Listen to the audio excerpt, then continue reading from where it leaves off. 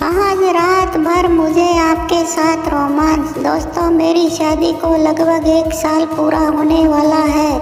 इस love story की शुरुआत होती है जब मेरी शादी हुई थी।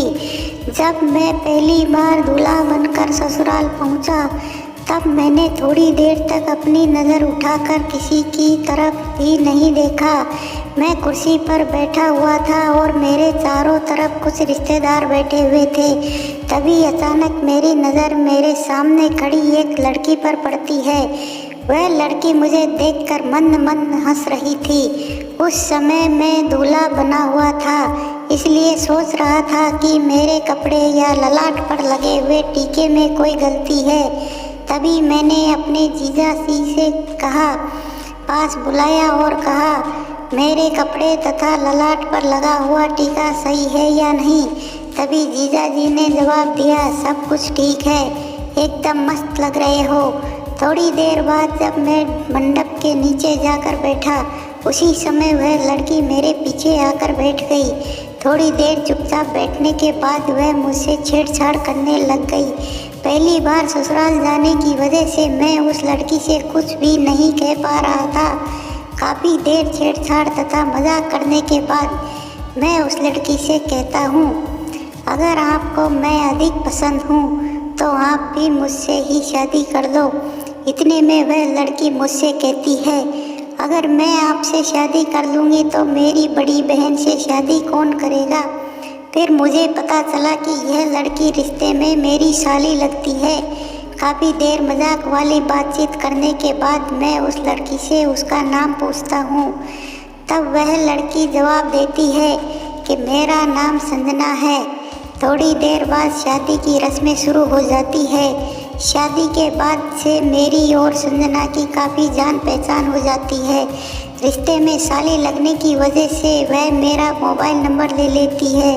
शादी की सारी रस्में पूरी हो जाने के बाद अगले दिन मैं अपनी पत्नी को लेकर अपने घर पहुंच गया। पत्नी के साथ रोमांस करने के लगभग 3 दिन बाद मैं अपनी पत्नी को घर वालों से मिलाने की रस्में पूरी करने के लिए ससुराल ले जाता हूँ। मैं वहाँ जाकर चुपचाप कमरे के अंदर बैठा हुआ था। तभी संजना मेरे पास आकर बैठ जाती है। संजना मुझसे बातें करने लग जाती है। थोड़ी देर बातचीत करने के बाद वह मुझसे मजाक के दौरान अपनी बहन के बारे में पूछने लगती है। आपको बता दूं कि संजना मेरी पत्नी की छोटी बहन है, जो रिश्ते में मेरी साली लगती है। संजना मजाक के दौरान मुझसे गंदी बातें भी करती रहती थी। रात के समय मैं मकान की छत के ऊपर सो रहा था। संजना रात में अचानक से मेरे पास आकर सो जाती है, लेकिन इस बात का अंदाज़ा मुझे बिल्कुल भी नहीं था। मैं गहरी नींद में सो रहा था। तभी अचानक मुझे मेरे पास किसी लड़की के होने का एहसास होता है।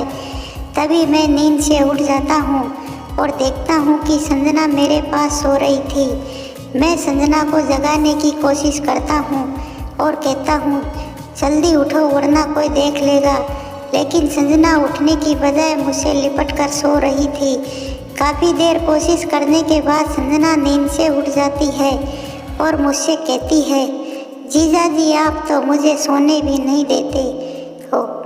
तभी मैं कहता हूँ, शायद आपको पता नहीं है कि आप कहाँ पर सो रही हो।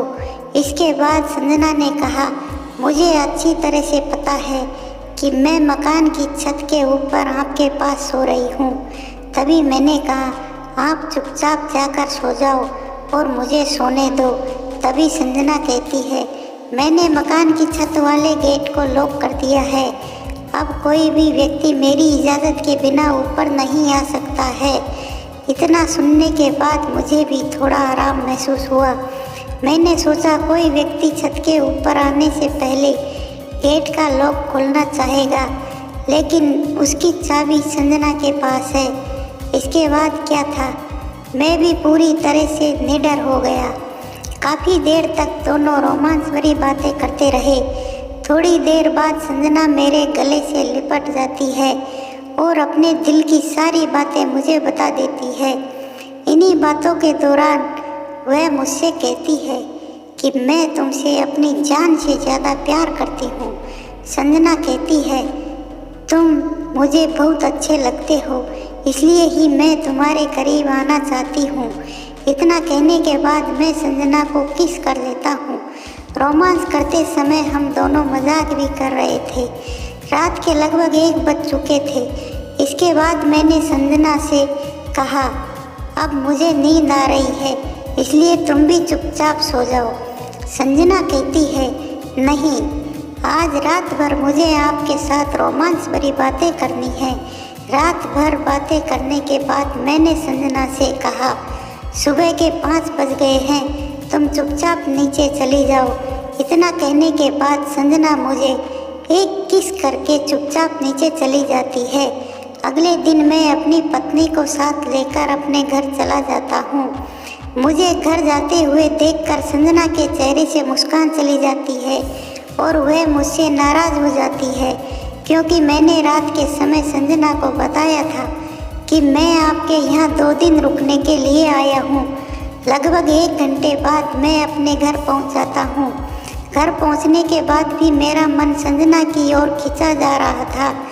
थोड़ी देर बाद संजना मुझे कॉल कर देती है और कहती है, जीजा जी, आप तो बोल रहे थे कि मैं 2 दिन रुक कर जाऊँगा।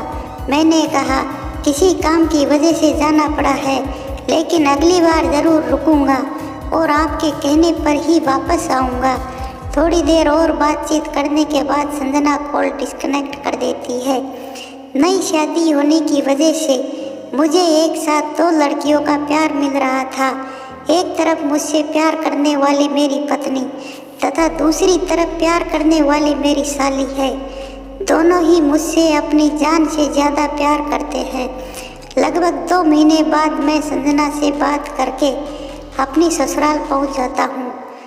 उधर संजना को पहले पता था कि मैं उसके घर आने वाला हूं, इसलिए संजना ने पहले ही मेरे सोने के लिए व्यवस्था कर रखी थी। पहले की तरह इस बार भी संजना मेरे ही बिस्तर में मेरे साथ बातचीत कर रही थी।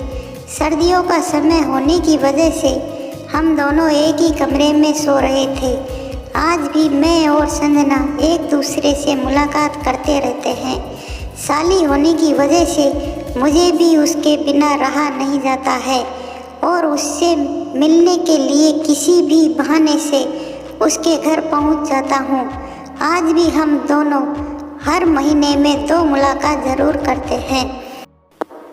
धन्यवाद दोस्तों। कहानी पसंद आई हो तो लाइक और सब्सक्राइब करना न भूलें और इसे अपने दोस्तों के साथ ज़रूर से ज़रूर शेयर करें। वह उन्हें भी विचारों से अवगत कराए और उनके जीवन में भी परिवर्तन लेकर आए।